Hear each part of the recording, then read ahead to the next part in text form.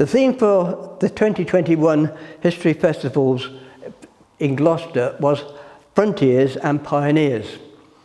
I suppose Gloucester is more noted for its famous writers, poets and preachers rather than technology, though in the past, of course, it was a centre of ironworks and bell foundries. However, this talk is about the important role of Gloucester in the invention, construction and history of the vacuum cleaner, a vital tool today in every home's collection of domestic appliances.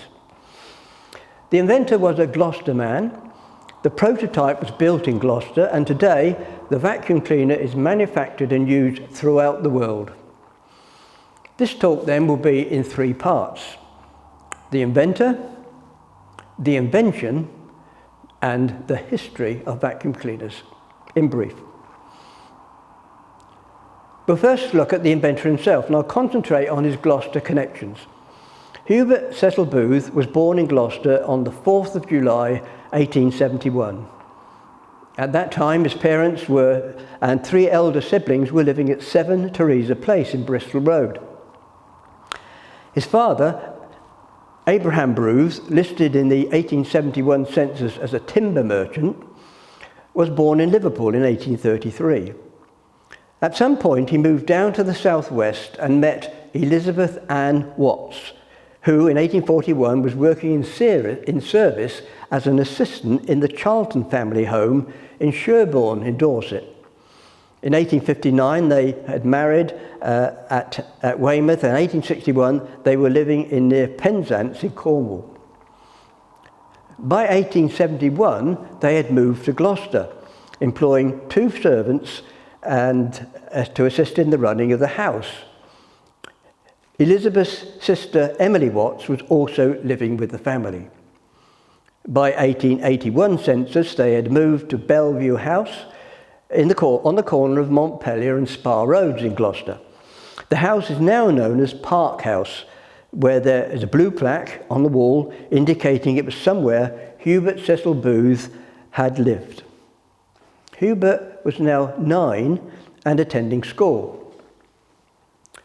In 1881, there were 44 private schools in Gloucester. As a young lad, Hubert attended Gloucester College, which met in the present Cathedral Library, and today is known as King's School. He later attended the Gloucester County School. In 1886, Reverend Joseph Brereton was the chief promoter of county schools in Norfolk and Devon. 3 county schools then were set up in Gloucester to provide first-class independent schools such as existed in Cheltenham and Malvern. One of these was for boys and was opened at Hempstead Court under the headmastership of the Reverend Brereton himself. As Hubert by then was a teenager, it is likely that he attended it, possibly as a boarder. I think this is Hubert, and this is why I think it's Hubert. Can you see? I'll go back there to see the one before. There, in that crowd of boys, and that's him compared with the young man which we see in that picture there. Unfortunately, the County Schools Association was unsuccessful and was wound up in 1891. The young Hubert had his sights on a scientific career, and to that end he passed the entrance exam and moved to London to attend the City and Guilds Central Technical College in Kensington to study engineering. Whilst there, he boarded with the Brooks family at 15 St Mary's Square, Paddington. Now, it was a 3-year course in civil and mechanical engineering under Professor William Cawthorne. At the age of 21, he qualified for a diploma, coming first in engineering and second in general. He joined the Institute of Civil Engineers as a student member. He then joined Maudsley's and Sons of Lambeth on the banks of the River Thames as a draftsman, helping to design bridges, large Ferris wheels and engines for Royal Navy battleships. Unfortunately, the company closed down in 1900, and Hubert then set out on his own account as an engineer, This is when he invented the vacuum cleaner, and in 1902 he founded the British Vacuum Cleaner Company, but more of that later. In the 1901 census, Hubert is listed as residing as a lodger with Valentine and Muriel Davis at 5 All Souls Place, Marylebone, right next to the present site of the BBC, as a civil engineer.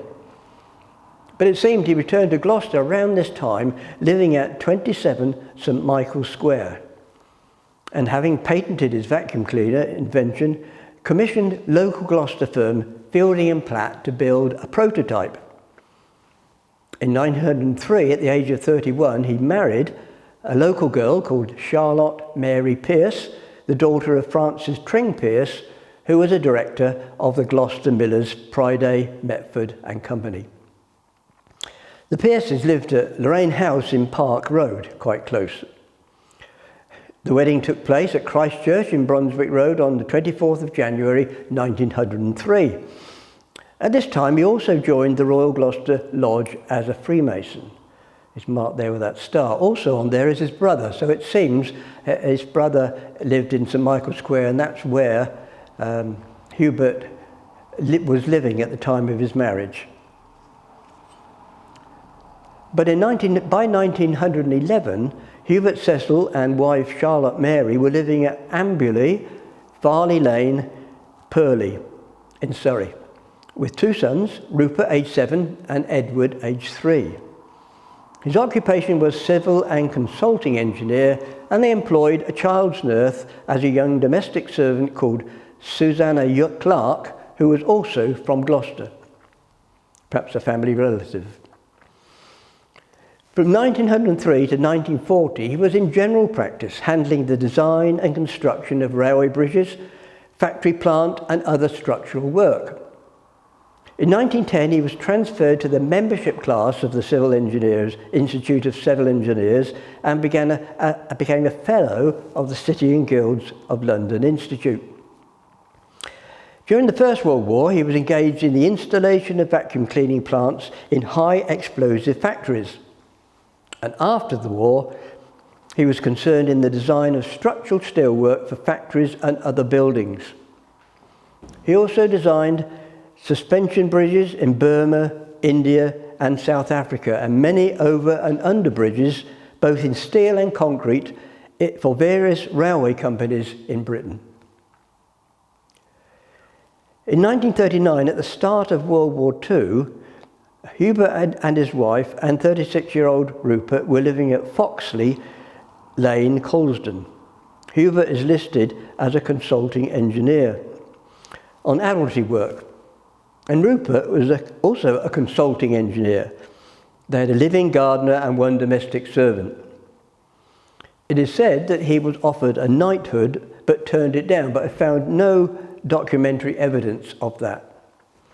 In 1952, he retired as the chairman of the British Vacuum Cleaner and Engineering Company, and he died in a nursing home in Croydon on the 14th of January 1955, aged 83. Now let's look at the invention.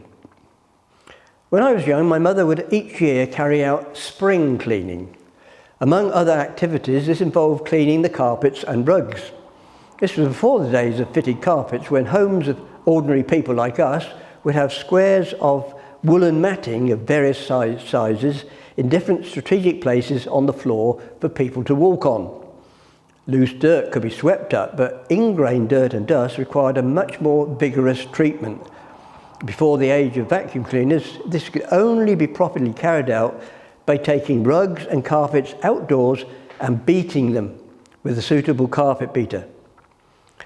My sisters and I would be co-opted in this process to see how much dust we could raise.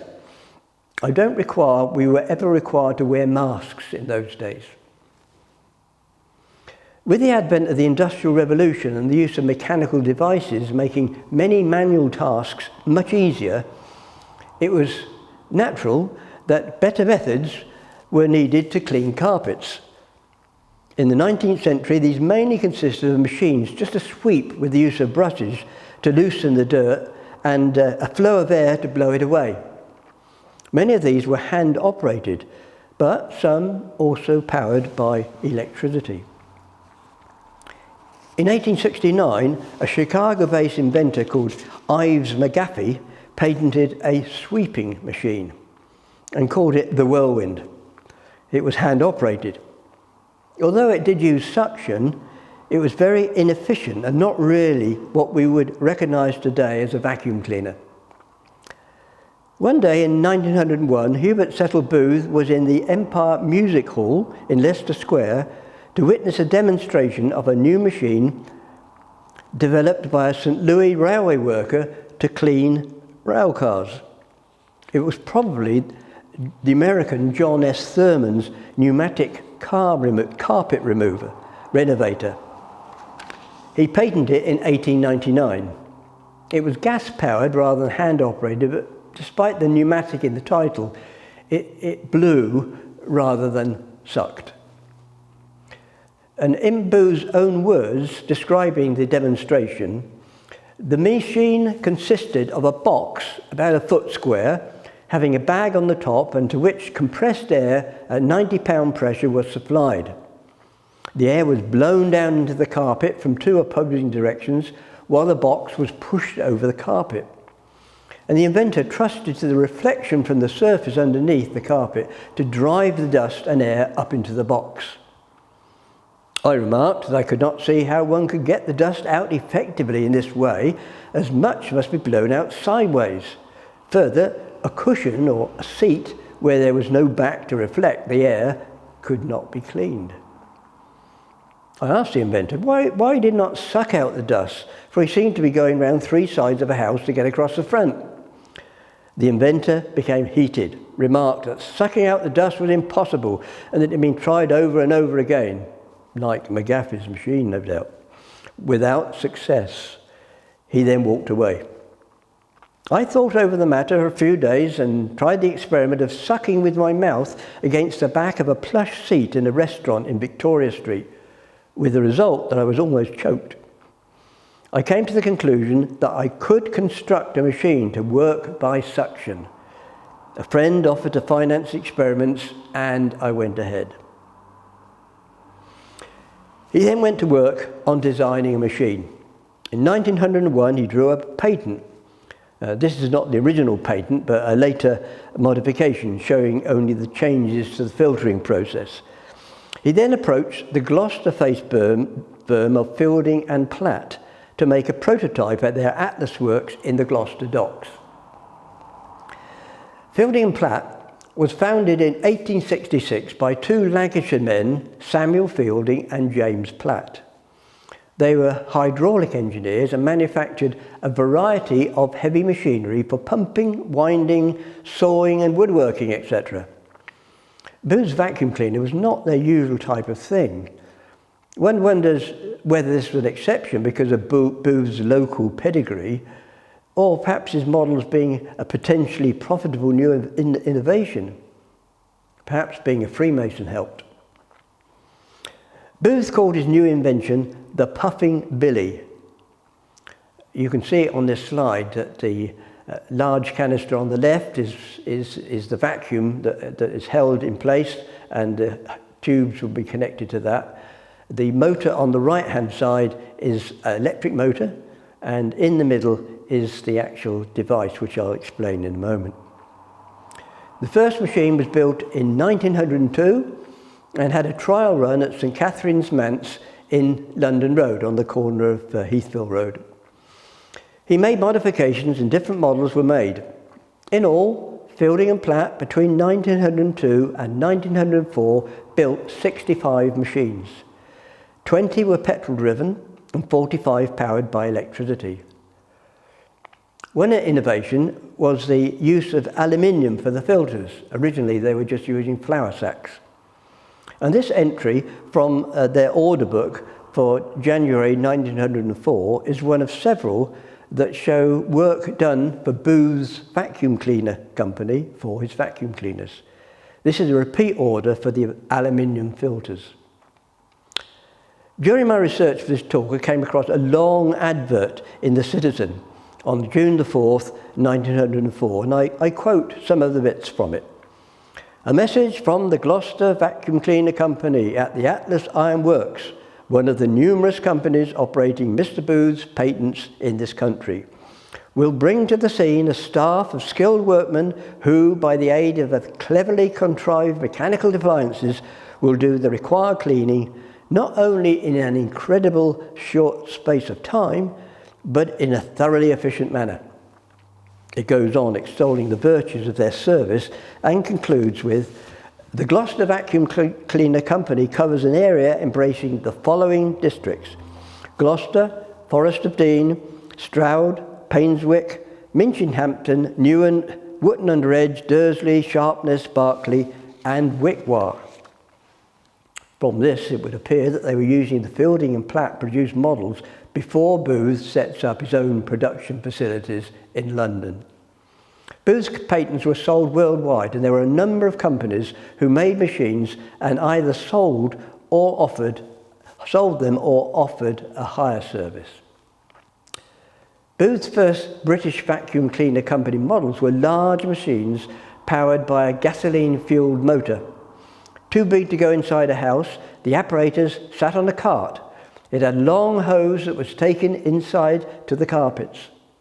The machine was very noisy, and the whole contraption was on wheels and pulled by a horse, but it worked. He went on to develop a smaller version powered by electricity. The breakthrough in sales came when, again in Booth's own account, almost the first work which the original machine did was to clean the great blue coronation carpet under the throne at Westminster Abbey, prior to the coronation of His late Majesty King Edward VII, and by his command it was used to give a demonstration to him and the late Queen Alexander at Buckingham Palace on 23rd of October 1902. Later it was demonstrated to present Falières at the Élysée Palace in Paris, and afterward to the Emperor William II and the late Tsar Nicholas at Darmstadt. You will be interested to hear perhaps that the late Sultan Abdul Hamid of Turkey shortly after this bought a similar machine for his own use in Constantinople. During the First World War, there was a serious outbreak of spotted fever amongst the men of the Royal Naval Reserve based at Crystal Palace, and there were a number of deaths there. An officer from the Admiralty visited Booth and requested a vacuum cleaner to clean out the Crystal Palace. Booth sent 15 high-power machines, and within 3 or 4 weeks, the dust, which had been inches deep on the girders, was removed to the amount of 26 tons and buried. The health of the men at once improved. He was also engaged to clean the Royal Navy College on the Isle of Wight. The first central installation, rather than the mobile van, was made on the promises of Messrs. Dickens and Jones of Regent Street, London. And after that, one was installed in the House of Commons. Theatres, hotels and railway companies also rapidly adopted this system of cleaning. So the business became a success. Because of the cost of the machines, thousands of pounds in today's money, customers could hire a machine on a subscription basis, with uniformed vacuum operators making regularly scheduled cleaning throughout the city. For £13, the annual wage of a scullery maid, a home could be cleaned thoroughly. The company was based at Parsons Green Lane in London. The vacuum cleaning business was not without its critics.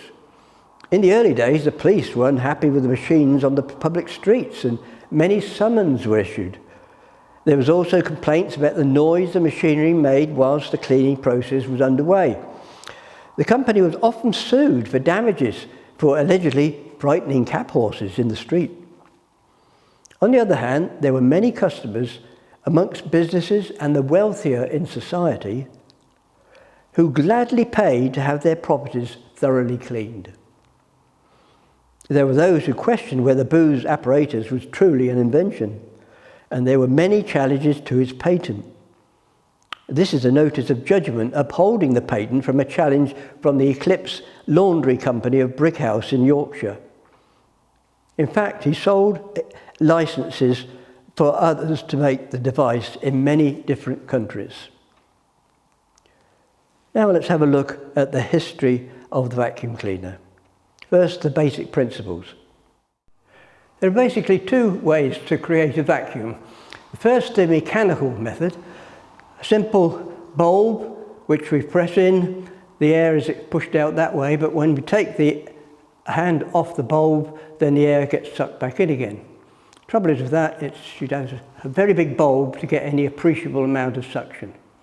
Slightly more sophisticated method is to use this water suction pump. So I use this for sucking water out of my pond. As you pull the plunger out, it draws the air in, push it in, and it pushes out again. Again, much more, quite big and clumsy compared with the next method I'm going to show you. And that's the electrical method. I've borrowed my wife's hairdryer, and if I turn it on, it'll make a noise, so I'll demonstrate it first and explain afterwards.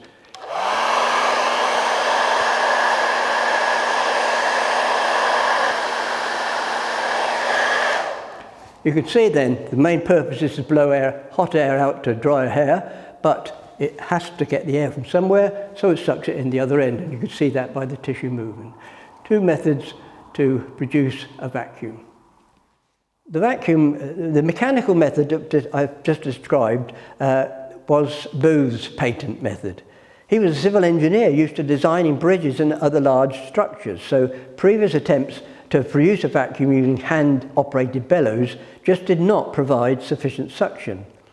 His solution was to use a vacuum pump with sufficient power to suck the dirt up through a lengthy hose and through a filter, initially using flour sacks, hence the large machinery involved.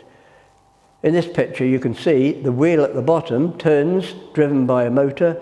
It is a concentric, it has a concentric drive, and it produces a piston that goes up and down into the cylinder above, creating a vacuum on the downstroke and pressure on the upstroke. With suitable valves, the vacuum sucked the air, the dirt out, and the excess air was blown the other way, and it was sucked in through a filter to filter the dirt out. The other way I demonstrated was to use a fan normally used to blow air, but behind the fan blades, of course, the air would be sucked in. Again, early attempts did not create sufficient suction, but with more powerful electric motors being developed, this is the method most used today. The cylinder models, as you can see on this picture here, is quite simple. An electric fan sucks in air from the extended nozzle through a filter bag which collects the dust and dirt. The dust-free air blows out the back. And the only difference in the principle to the upright model, to the cylinder model, is that the motor, as well as driving a fan, turns brushes to perform a sweeping action to loosen the dirt as the cleaner moves across the floor. The disadvantage with both these methods is that, for all these methods, they have to suck air through a filter, and as the filter builds up, gets dirtier, then the pressure reduces. Come back to that later.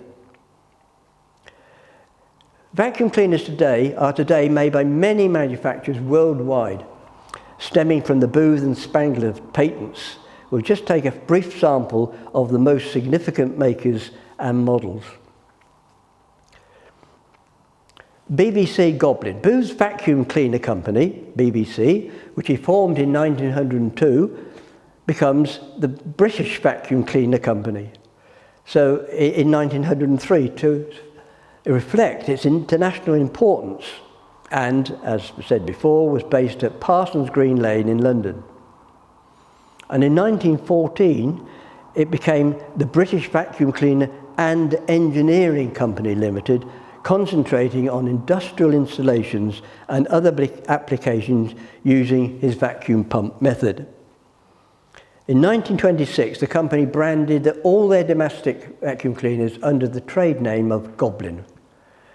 Now, Goblin concentrated on the budget end of the market. For many years, their factory was one of the largest industries in Leatherhead, Surrey. In the early 1980s, it changed its name to BVC, the British Vacuum Cleaners. In 1984, the plant closed and moved to Gosport in Hampshire, and in 1998, the Goblin name was bought by Glenn Dimplex, who also owned Morphy Richards. Their models were mostly budget cylinder cleaners, with using electric fans, of course. By the 2000, the Goblin name was phased out in favour of the Morphy Richards brand. Now let's have a look at Hoover. A man by the name of James Murray Spangler was a departmental store janitor in Ohio, USA. He was asthmatic and suspected the carpet sweeping he was doing at work was the cause of his ailment.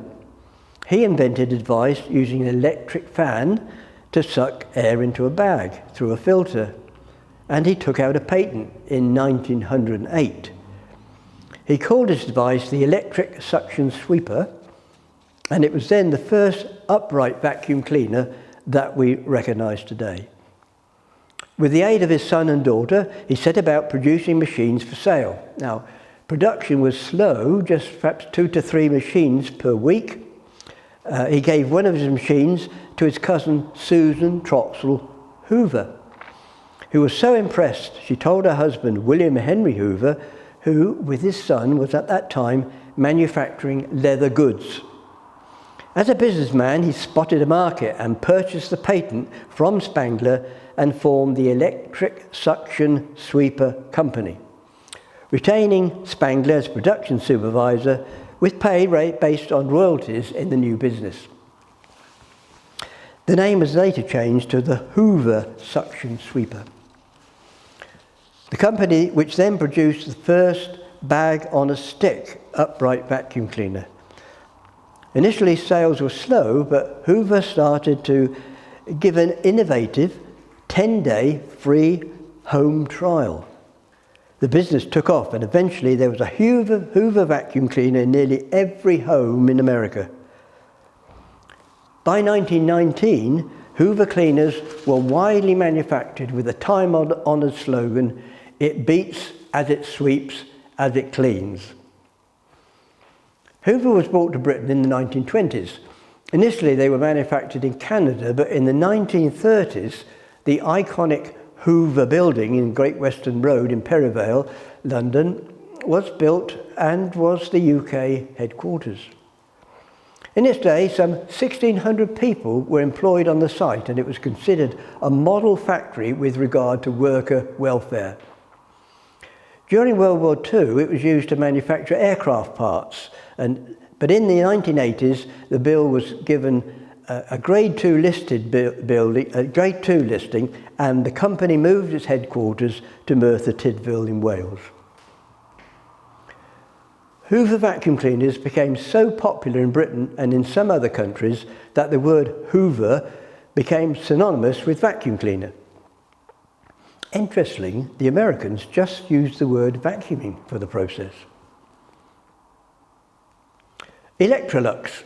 Well, Electrolux was founded in 1919 by Axel Wenner-Gren in Stockholm, Sweden, by the amalgamation of 2 countries, Lux and Svenska Electron, who both made early model vacuum cleaners. The object of the new company was to improve on American-made cleaners by making their models lighter and easier to use. Their first model was the Lux 1 in 1925.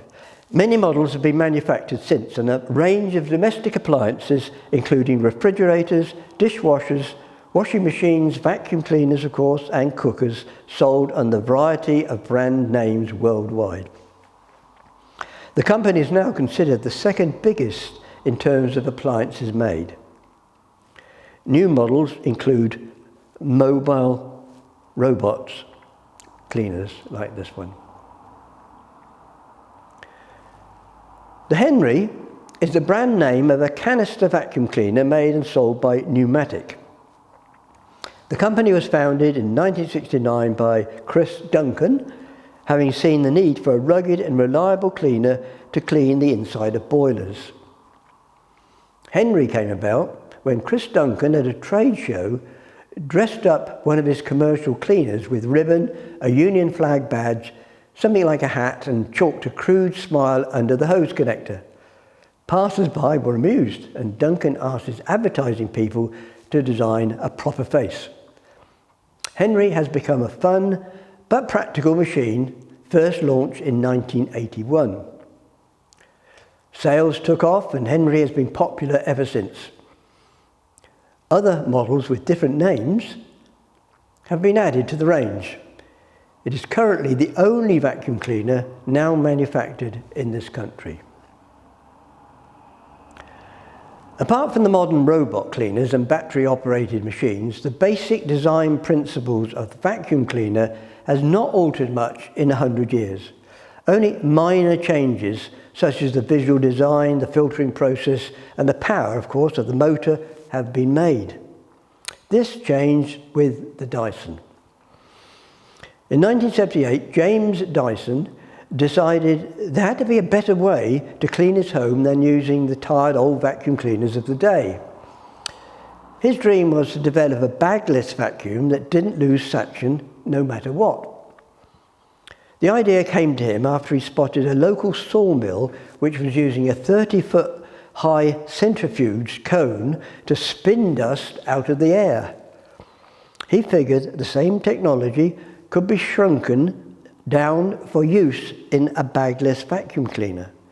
If we look at the diagram, you can see that the air comes in one end, it goes into this vortex and spins around, and the dirt flies to the outside, falls down into the receptacle at the bottom, and the expended air goes out at the top. He spent the next 15 years developing his idea and adapting it appropriately. In 1983, his first model, the Cleanese Rotork Cyclone, was built by Zanussi and sold by mail order. Only 500 units were sold. In 1985, a Japanese company, Apex Limited, licensed Dyson's patent and put it into production, a reworked version of the Cyclone, which they called the G-Force. Which in 1991, this won the International Design Fair Prize in Japan and became a status symbol there. With the income that Dyson received from the Japanese license, he set up his own company, Dyson Appliances Limited, in 1991. And the DA001 was produced by an American company for him called Phillips Plastics at Wrexham in Wales. The first products were built in 1993, which sold for about £200. Dyson severed the agreement in May 1993, and within 2 months set up a new supply chain and opened a new production facility in Chippenham, Wiltshire. The first vacuum cleaner built there was completed in July 1993. The DA001 was soon replaced with the DC01. By 2001, the DC01 made up 47% of the upright vacuum cleaner market. It's just a short review of so many of the vacuum cleaners that are made today. So, what are our conclusions from this talk? What can we conclude from this look at Gloucester and the vacuum cleaner? Well, we've looked at the man from Gloucester who invented the first vacuum cleaner, the machine he came up with, and the Gloucester firm who made the early models. Then we've looked briefly at just a few of the many vacuum cleaner manufacturers worldwide, and some of their models which all stemmed from Booth's first invention. Over Heritage Open Days weekends here in Gloucester, we reflect on our heritage of over 2,000 years of history. The development of the vacuum cleaner is just one part of that rich heritage. Thank you for listening.